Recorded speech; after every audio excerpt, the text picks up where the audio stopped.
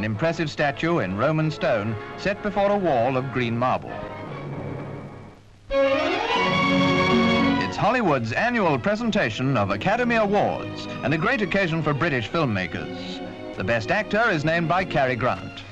Alec Guinness in The Bridge on the River Kwai. With Alec Guinness in England, Simmons accepts for him.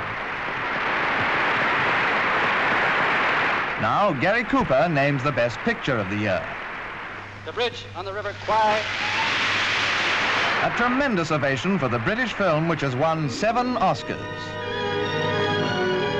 Now, another film personality, but not so happy this time, for Elvis Presley has just been awarded call-up papers, and it's into the barber's shop. The Army doesn't care for those sideboards, the trademark of his fame and fortune as king of rock and roll. Last year, he made $1 million.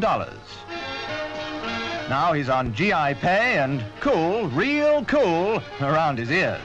It's the barbershop rock that really knocked Presley.